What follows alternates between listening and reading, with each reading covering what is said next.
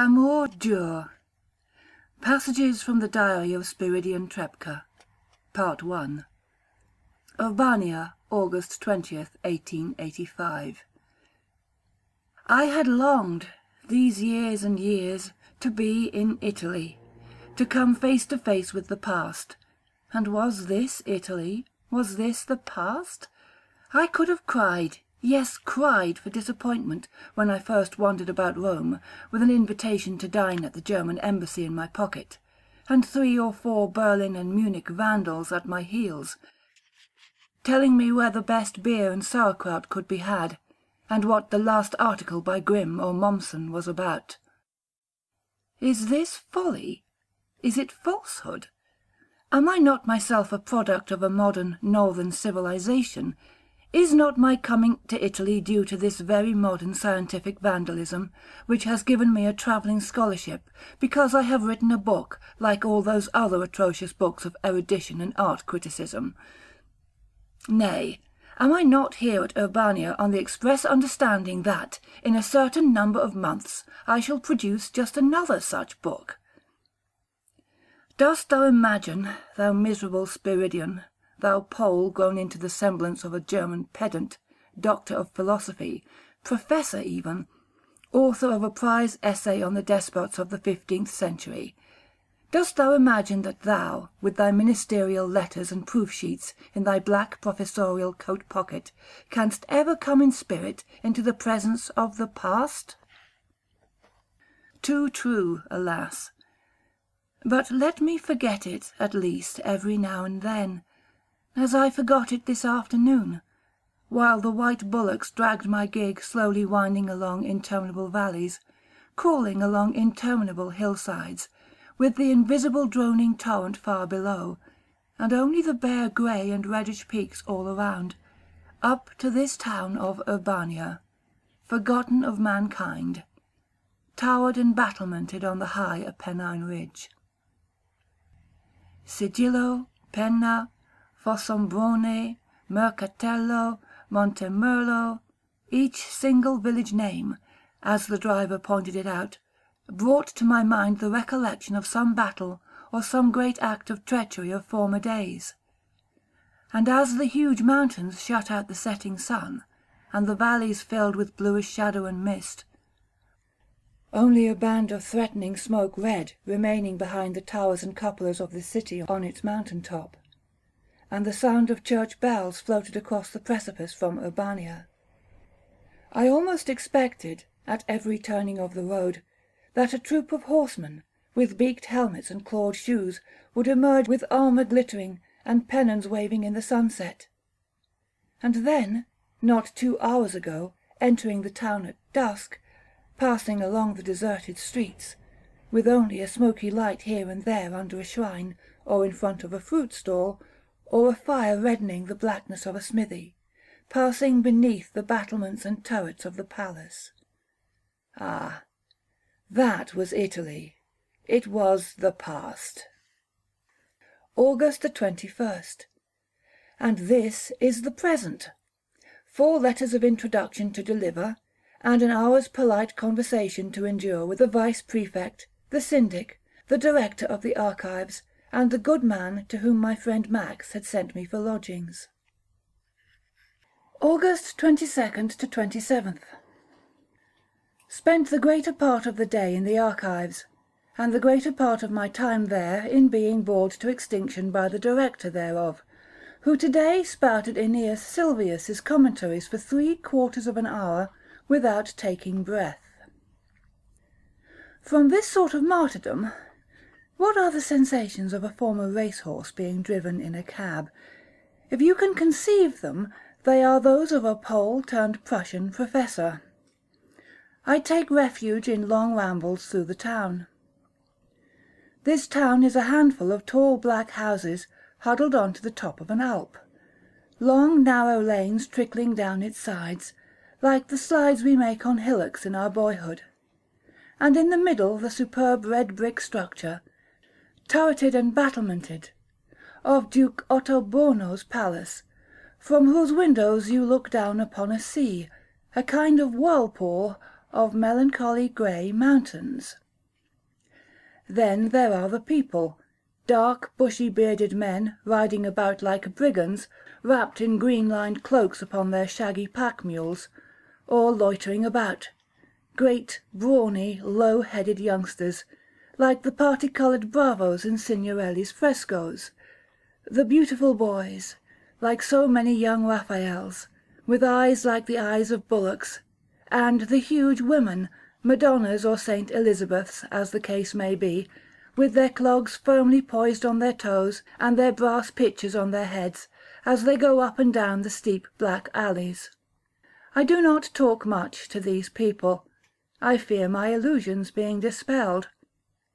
At the corner of a street, opposite Francesco di Giorgio's beautiful little portico, is a great blue and red advertisement, representing an angel descending to crown Elias Howe on account of his sewing machines. And the clerks of the vice-prefecture, who dine at the place where I get my dinner, yell politics, Minghetti, Cairoli, Tunis, ironclads, etc. at each other, and sing snatches of La Fille de Madame Angot, which I imagine they have been performing here recently. No, talking to the natives is evidently a dangerous experiment, except, indeed, perhaps to my good landlord, Signor Notaro Pori, who is just as learned, and takes considerably less snuff, or rather brushes it off his coat more often, than the director of the archives.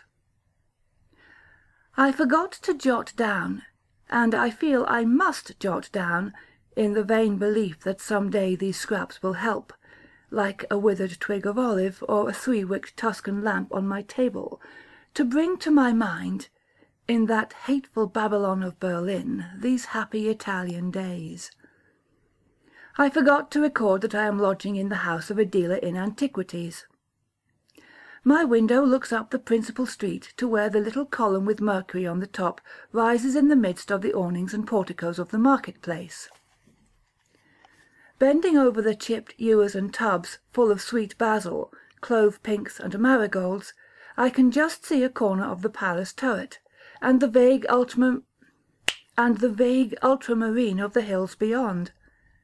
The house, whose back goes sharp down into the ravine, is a queer up-and-down black place, whitewashed rooms, hung with the Raphaels, and Francias, and Peruginos, which mine host regularly carries to the chief inn whenever a stranger is expected, and surrounded by old carved chairs, sofas of the Empire, embossed and gilded wedding chests, and the cupboards which contain bits of old damask and embroidered altar cloths, scenting the place with the smell of old incense and mustiness, all of which are presided over by Signor Pori's three maiden sisters, Sora Serafina, Sora Lodovica, and Sora Adalgisa, the three fates in person, even to the distaffs and their black cats.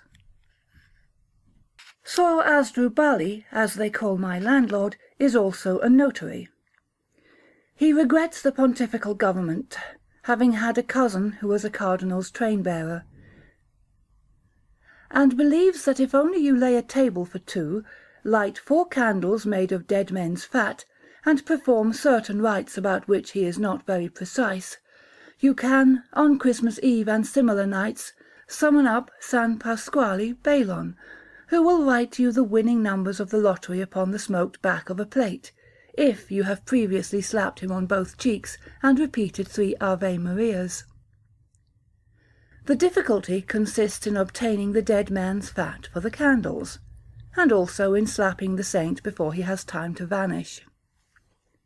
"If it were not for that," says Sor Asdrubali, "the government would have had to suppress the lottery ages ago, eh?" September the 9th. This history of Urbania is not without its romance, although that romance, as usual, has been overlooked by our dry as dusts. Even before coming here I felt attracted by the strange figure of a woman, which appeared from out of the dry pages of Gualterio's and Padre de Sanctus's histories of this place. This woman is Medea, daughter of Galeazzo IV Malatesta, Lord of Carpi, wife first of Pier Luigi Orsini, Duke of Stimigliano, and subsequently of Guidelfonso II, Duke of Urbania, predecessor of the great Duke Robert II. This woman's history and character remind one of that Bianca Capello, and at the same time of Lucrezia Borgia. Born in 1556, she was affianced at the age of 12 to a cousin, a Malatesta of the Rimini family. This family having greatly gone down in the world, her engagement was broken, and she was betrothed a year later to a member of the Pico family, and married to him by proxy at the age of 14. But this marriage not satisfying her own or her father's ambition, the marriage by proxy was, upon some pretext, declared null, and the suit encouraged of the Duke of Stimigliano, a great Umbrian feudatory of the Orsini family. But the bridegroom, Giovan Francesco Pico, refused to submit, pleaded his case before the Pope, and tried to carry off by force his bride, with whom he was madly in love, as the lady was most lovely and of most cheerful and amiable manner, says an old anonymous chronicle. Pico waylaid her litter as she was going to a villa of her father's, and carried her to his castle near Mirandola, where he respectfully pressed his suit, insisting that he had a right to consider her as his wife. But the lady escaped by letting herself into the moat by a rope of sheets, and Giovan Francesco Pico was discovered, stabbed in the chest, by the hand of Madonna Medea da Carpi. He was a handsome youth, only 18 years old. The Pico having been settled, and the marriage with him declared null by the Pope, Medea da Carpi was solemnly married to the Duke of Stimigliano, and went to live upon his domains near Rome. 2 years later, Pier Luigi Orsini was stabbed by one of his grooms at his castle of Stimigliano, near Orvieto, and suspicion fell upon his widow, more especially as, immediately after the event, she caused the murderer to be cut down by 2 servants in her own chamber, but not before he had declared that she had induced him to assassinate his master by a promise of her love.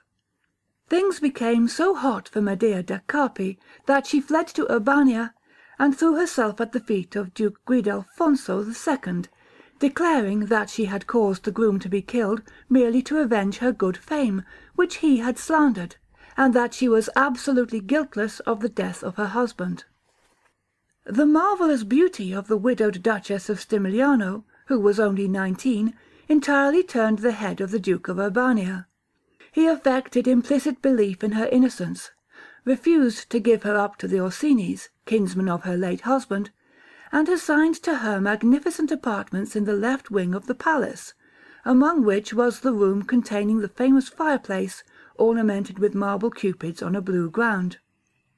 Guidelfonso fell madly in love with his beautiful guest. Hitherto timid and domestic in character, he began publicly to neglect his wife, Maddalena Verano of Camerino, with whom, although childless, he had hitherto lived on excellent terms. He not only treated with contempt the admonitions of his advisers and of his suzerain the Pope, but went so far as to take measures to repudiate his wife, on the score of quite imaginary ill conduct. The Duchess Maddalena, unable to bear this treatment, fled to the convent of the Barefooted Sisters at Pesaro, where she pined away, while Medea da Carpi reigned in her place at Urbania, embroiling Duke Guidelfonso in quarrels both with the powerful Orsinis, who continued to accuse her of Stimigliano's murder, and with the Veranos, kinsmen of the injured Duchess Maddalena, until at length, in the year 1576, the Duke of Urbania, having become suddenly and not without suspicious circumstances a widower, publicly married Medea da Carpi 2 days after the decease of his unhappy wife.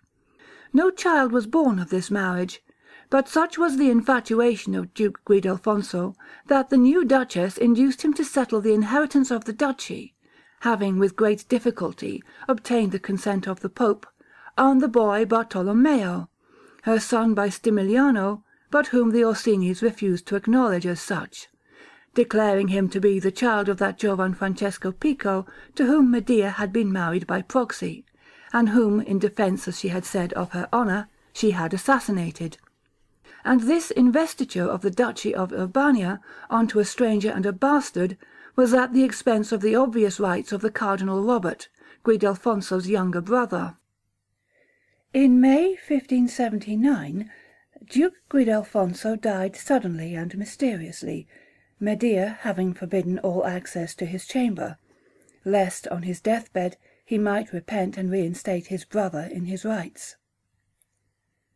The Duchess immediately caused her son, Bartolommeo Orsini, to be proclaimed Duke of Urbania, and herself regent, and, with the help of 2 or 3 unscrupulous young men, particularly a certain Captain Oliverotto da Narni, who was rumoured to be her lover, seized the reins of government with extraordinary and terrible vigour, marching an army against the Veranos and Orsinis, who were defeated at Sigillo, and ruthlessly exterminating every person who dared question the lawfulness of the succession, while, all the time, Cardinal Robert, who had flung aside his priest's garb and vows, went about in Rome, Tuscany, Venice, nay, even to the Emperor and the King of Spain, imploring help against the usurper. In a few months he had turned the tide of sympathy against the Duchess Regent. The Pope solemnly declared the investiture of Bartolommeo Orsini worthless, and published the accession of Robert II, Duke of Urbania and Count of Montemerlo.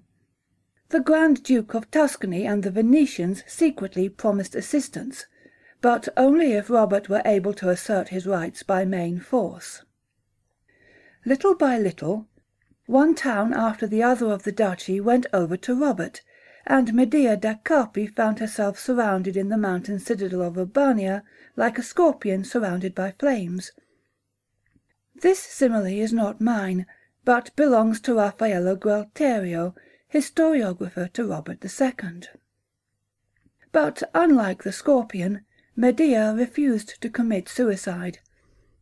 It is perfectly marvellous how, without money or allies, she could so long keep her enemies at bay, and Gualterio attributes this to those fatal fascinations which had brought Pico and Stimigliano to their deaths, which had turned the once honest Guidelfonso into a villain, and which were such that, of all her lovers, not one but preferred dying for her, even after he had been treated with ingratitude and ousted by a rival, a faculty which Messer Raffaello Gualterio clearly attributed to hellish connivance.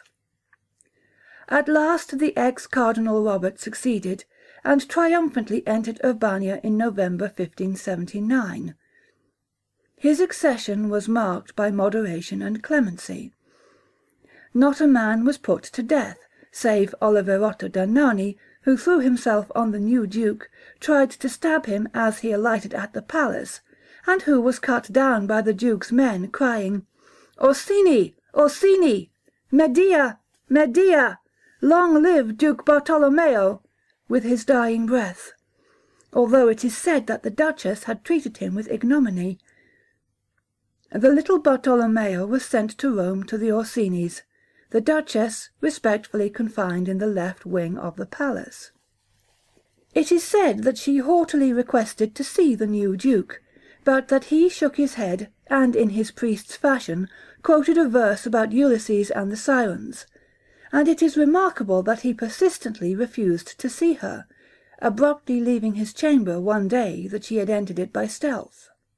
After a few months a conspiracy was discovered to murder Duke Robert, which had obviously been set on foot by Medea, but the young man, one Marc Antonio Frangipani of Rome, denied, even under the severest torture, any complicity of hers, so that Duke Robert, who wished to do nothing violent, merely transferred the Duchess from his villa at St. Elmo to the convent of the Clarice in town, where she was guarded and watched in the closest manner. It seemed impossible that Medea should intrigue any further, for she certainly saw and could be seen by no one. Yet she contrived to send a letter and her portrait to one Principali degli Ordelaffi, a youth only 19 years old, of noble Romagnole family, and who was betrothed to one of the most beautiful girls of Urbania. He immediately broke off his engagement, and shortly afterwards attempted to shoot Duke Robert with a holster pistol as he knelt at Mass on the festival of Easter Day. This time Duke Robert was determined to obtain proofs against Medea. Principale degli Ordelaffi was kept some days without food, then submitted to the most violent torture, and finally condemned. When he was going to be flayed with red-hot pincers and quartered by horses, he was told that he might obtain the grace of immediate death by confessing the complicity of the Duchess. And the confessor and nuns of the convent, which stood in the place of execution outside Porta San Romano, pressed Medea to save the wretch, whose screams reached her, by confessing her own guilt. Medea asked permission to go to a balcony, where she could see Principale and be seen by him. She looked on coldly, then threw down her embroidered kerchief to the poor mangled creature. He asked the executioner to wipe his mouth with it, kissed it, and cried out that Medea was innocent. Then, after several hours of torments, he died. This was too much for the patience even of Duke Robert. Seeing that as long as Medea lived his life would be in perpetual danger, but unwilling to cause a scandal, somewhat of the priest's nature remaining, he had Medea strangled in the convent, and what is remarkable, insisted that only women, 2 infanticides to whom he remitted their sentence, should be employed for the deed.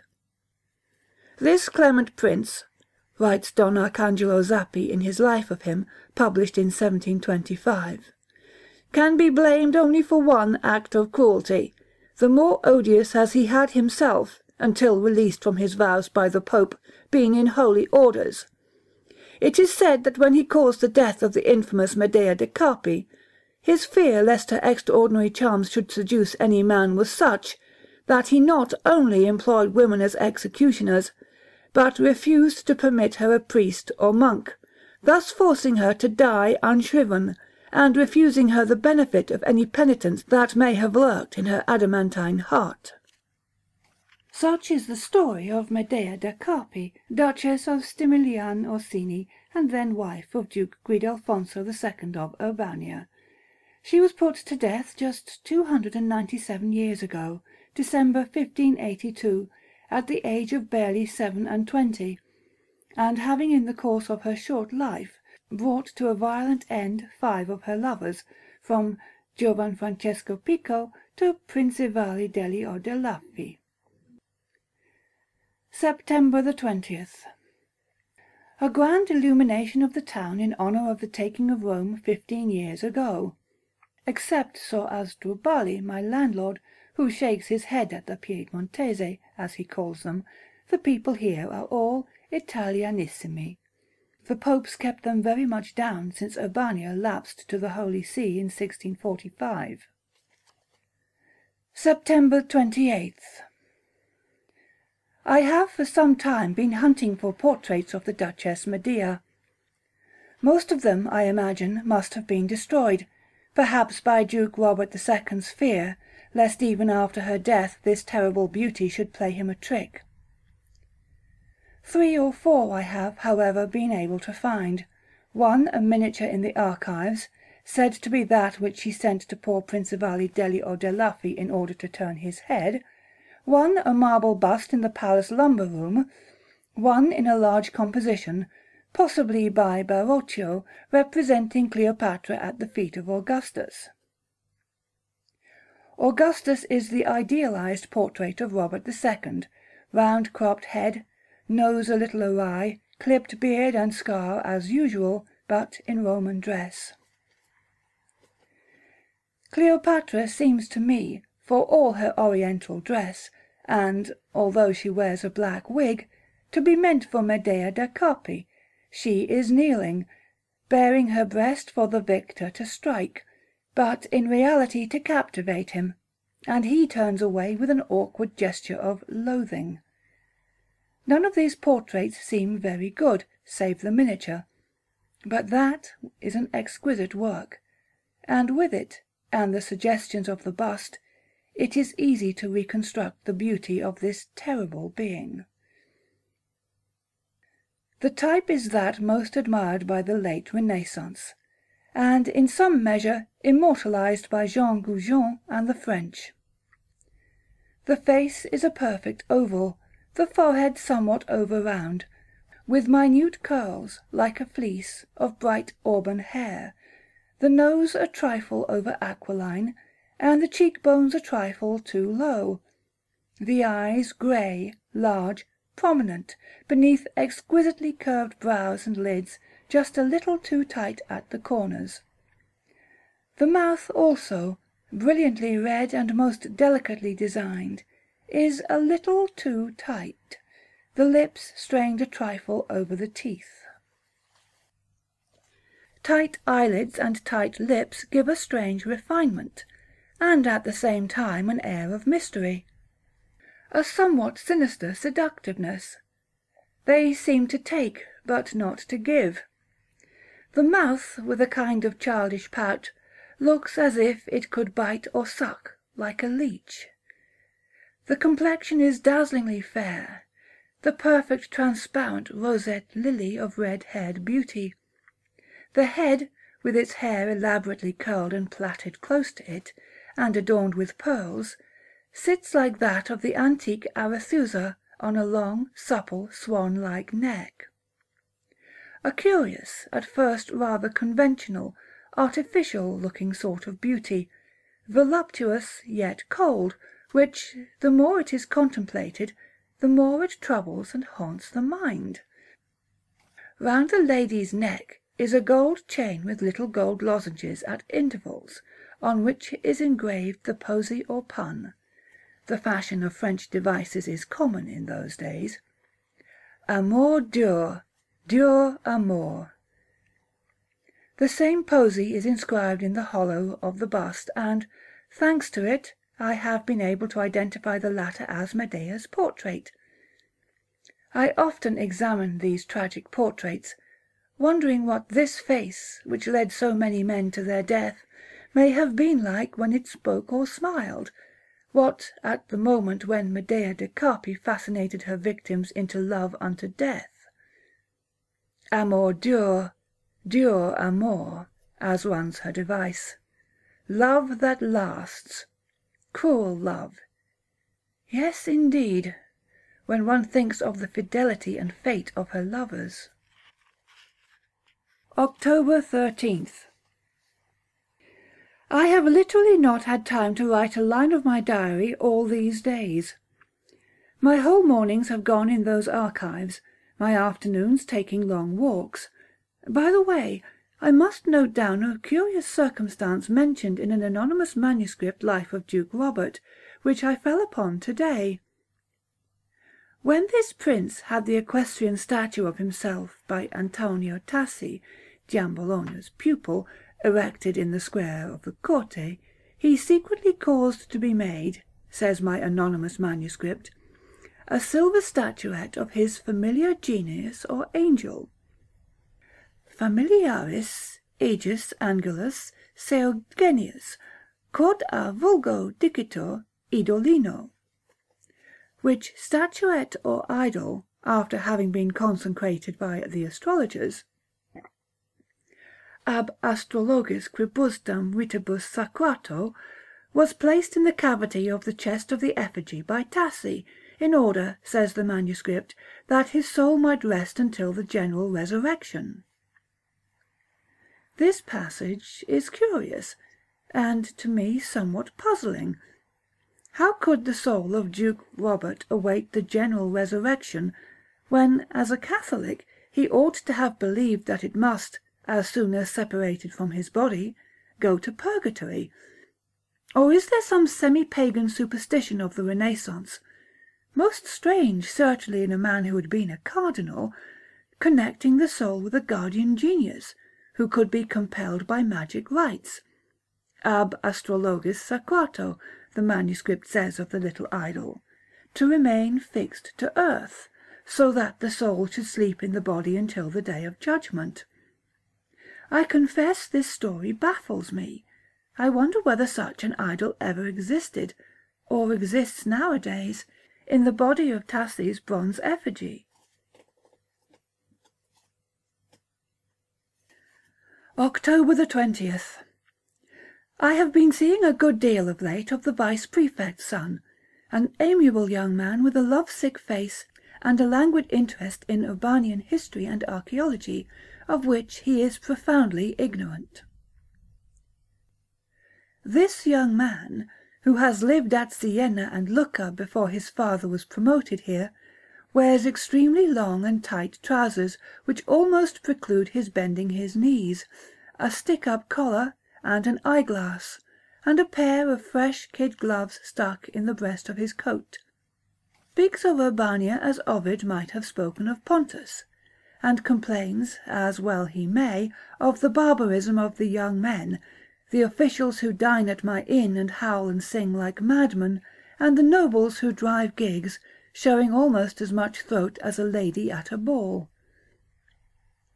This person frequently entertains me with his amori, past, present, and future.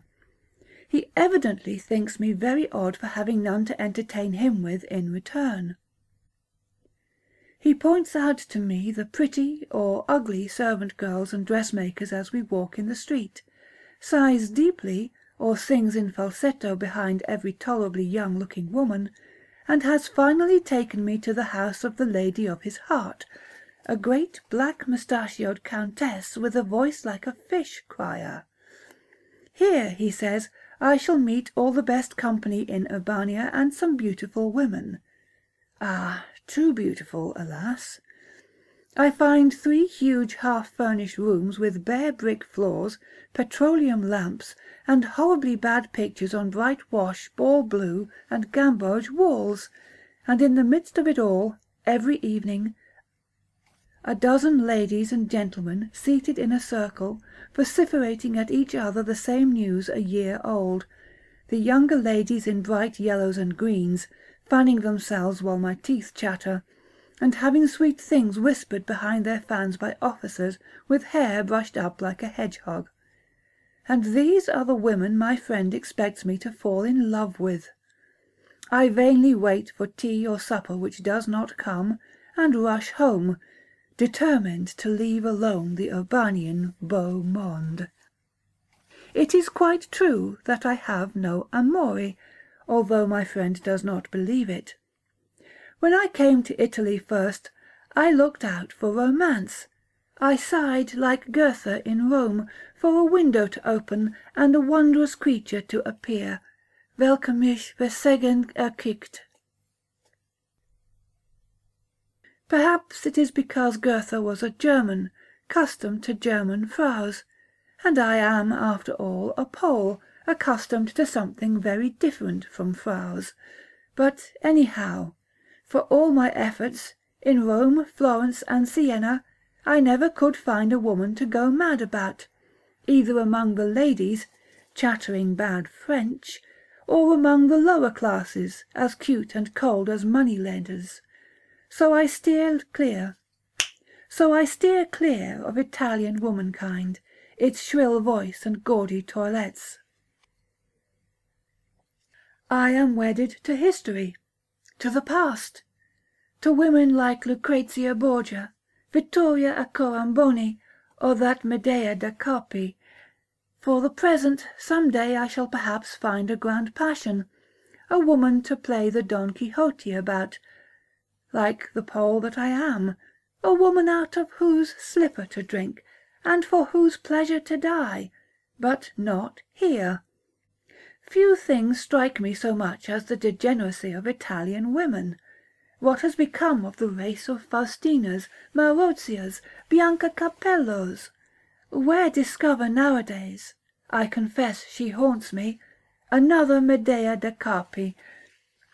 Were it only possible to meet a woman of that extreme distinction of beauty, of that terribleness of nature, even if only potential, I do believe I could love her, even to the day of judgment, like any Oliverotto da Nani, or Frangipani, or Prince Zivali. October 27th. Fine sentiments the above are for a professor, a learned man. I thought the young artists of Rome childish because they played practical jokes and yelled at night in the streets, returning from the Caffè Greco or the cellar in the Via Palombella. But am I not as childish to the full? I, melancholy wretch, whom they called Hamlet and the Knight of the Doleful Countenance. November the 5th. I can't free myself from the thought of this Medea da Carpi. In my walks, my mornings in the archives, my solitary evenings, I catch myself thinking over the woman. Am I turning novelist instead of historian? And still it seems to me that I understand her so well, much better than my facts warrant.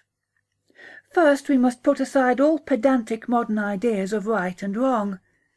Right and wrong in a century of violence and treachery does not exist, least of all for creatures like Medea.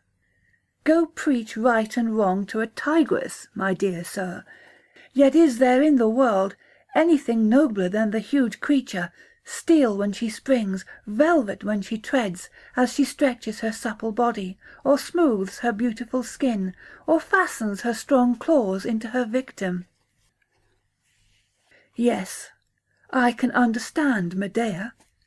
Fancy a woman of superlative beauty, of the highest courage and calmness, a woman of many resources, of genius, brought up by a petty princelet of a father upon Tacitus and Sallust, and the tales of the great Malatestas, of Cesar Borgia, and such like. A woman whose one passion is conquest and empire. Fancy her, on the eve of being wedded to a man of the power of the Duke of Stimigliano, claimed, carried off by a small fry of a Pico, locked up in his hereditary brigand's castle, and having to receive the young fool's red-hot love as an honour and a necessity.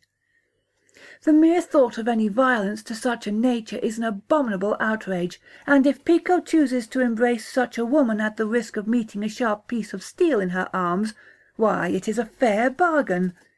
Young hound, or if you prefer young hero, to think to treat a woman like this as if she were any village wench. Medea marries her Orsini. A marriage, let it be noted, between an old soldier of 50 and a girl of 16. Reflect what that means. It means that this imperious woman is soon treated like a chattel, made roughly to understand that her business is to give the Duke an heir, not advice. That she must never ask, wherefore this or that? That she must courtesy before the Duke's counsellors, his captains, his mistresses.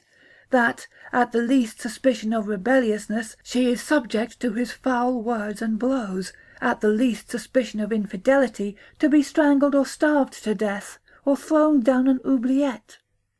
Suppose that she knows that her husband has taken it into his head that she has looked too hard at this man or that, or that one of his lieutenants, or one of his women, have whispered that, after all, the boy Bartolomeo might as soon be a Pico as an Orsini. Suppose she knows that she must strike or be struck. Why, she strikes, or gets someone to strike for her. At what price? A promise of love to a groom, the son of a serf. Why, the dog must be mad or drunk to believe such a thing possible. His very belief in anything so monstrous makes him worthy of death. And then he dares to blab. This is much worse than Pico. Medea is bound to defend her honour a second time. If she could stab Pico, she can certainly stab this fellow, or have him stabbed. Hounded by her husband's kinsman, she takes refuge at Urbania. The Duke, like every other man, falls wildly in love with Medea, and neglects his wife. Let us even go so far as to say, breaks his wife's heart. Is this Medea's fault? Is it her fault that every stone that comes beneath her chariot wheels is crushed? Certainly not. Do you suppose that a woman like Medea feels the smallest ill will against a poor, craven Duchess Maddalena? Why, she ignores her very existence. To suppose Medea a cruel woman is as grotesque as to call her an immoral woman. Her fate is, sooner or later, to triumph over her enemies, at all events to make their victory almost a defeat. Her magic faculty is to enslave all the men who come across her path. All those who see her, love her, become her slaves, and it is the destiny of all her slaves to perish. Her lovers, with the exception of Duke Guidalfonso, all come to an untimely end, and in this there is nothing unjust. The possession of a woman like Medea is a happiness too great for mortal man. It would turn his head, make him forget even what he owed her. No man must survive long who conceives himself to have a right over her. It is a kind of sacrilege. And only death, the willingness to pay for such happiness by death, can at all make a man worthy of being her lover. He must be willing to love and suffer and die. This is the meaning of her device. Amour dure, dure amour. The love of Medea da Carpi cannot fade, but the lover can die. It is a constant and cruel love.